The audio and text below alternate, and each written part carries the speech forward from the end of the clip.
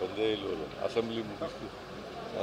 ಯಾಕೆ ಏನಾದ್ರು ಇದ್ರೆ ಕೇಳಿ. ಸರ್, ಈಗ ರಾಜ್ಯಾದ್ಯಂತ ಜನ ಆಕ್ರೋಶ ಯಾತ್ರೆಯನ್ನ ಬಿಜೆಪಿ ಮಾಡ್ತಾ ಇದೆ. ಅವ್ರಿಗೆ ಮಾನ ಮರ್ಯಾದೆ ಏನೂ ಇಲ್ಲ.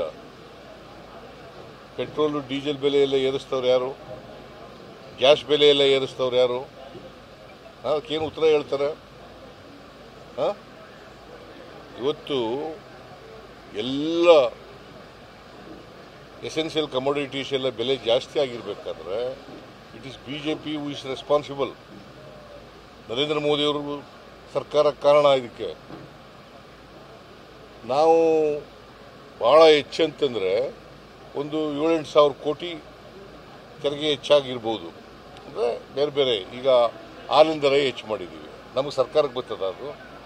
ರೈತರಿಗೆ ವರ್ಗಾವಣೆ ಮಾಡ್ತೀವಿ. ರೈತರಿಗೆ ಸರ್, ನನ್ನ ರೆಸಿಗ್ನೇಷನ್ ಯಾಕೆ ಸರ್? ನಾನೇ ಜಾಬ್ಸ್ ನ ಕ್ರಿಯೇಟ್ ಮಾಡಿ ಬಾಸ್ ಆಗ್ಬೇಕು ಅಂತಿದ್ದೀನಿ. ಹೇಗೆ? Boss Vala B the boss.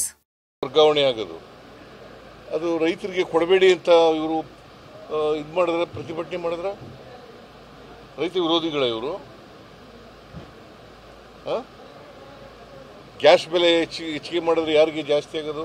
50 ರೂಪಾಯಿ ಒಂದು ಗ್ಯಾಸ್ಗೆ ಹೆಚ್ಚು ಮಾಡಿದ್ದಾರೆ. ಯಾಕೆ ಮಾಡಿದ್ರು? ಕ್ರೂಡ್ ಆಯಿಲ್ ಬೆಲೆ ಏನಾಗಿದೆ ಈಗ? ಏನಾಗಿದೆ ರೀ ಗೊತ್ತಾ ನಿಮಗೆ? ಕ್ರೂಡ್ ಆಯಿಲ್ ಬೆಲೆಗೂ ಪೆಟ್ರೋಲ್ ಡೀಸೆಲ್ ಬೆಲೆಗೂ ಹೆಚ್ಚು ಮಾಡೋದಕ್ಕೆ ಸಂಬಂಧ ಇದೆ. ಕ್ರೂಡ್ ಆಯಿಲ್ ಬೆಲೆ ಮನಮೋಹನ್ ಸಿಂಗ್ ಅವರು ಇದ್ದ ಕಾಲದಲ್ಲಿ $120 ಒಂದು ಬ್ಯಾರೆಲ್ಗಿತ್ತು. ಈಗ ಎಷ್ಟಾಗಿದೆ ಗೊತ್ತಾ? $65. ಮತ್ತೆ ಯಾಕೆ ನೀವು ಹೆಚ್ಚು ಮಾಡಿದ್ರಿ? ಯಾಕೆ ಹೆಚ್ಚು ಮಾಡಿದ್ರಿ? ಅದರ ವಿರುದ್ಧ ಮಾತಾಡಿ.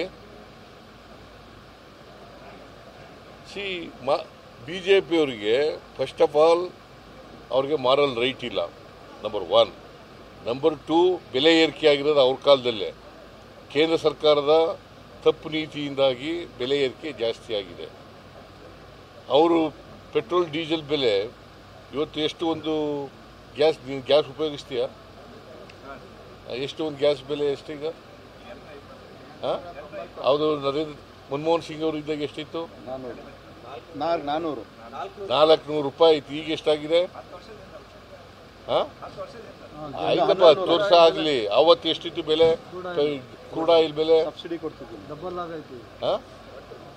ನಾವು ಸಬ್ಸಿಡಿ ಕೊಡ್ತಾ ಇದ್ದು. ಇವ್ರು ಏನು ಮಾಡಿದ್ರು? ಸಬ್ಸಿಡಿ ತೆಗೆದಾಕ್ಬಿಟ್ರಲ್ಲ. ಯಾಕೆ ನೀನು ಕೇಳೋದೇ ಇಲ್ಲ ಇವನ್ನೆಲ್ಲ?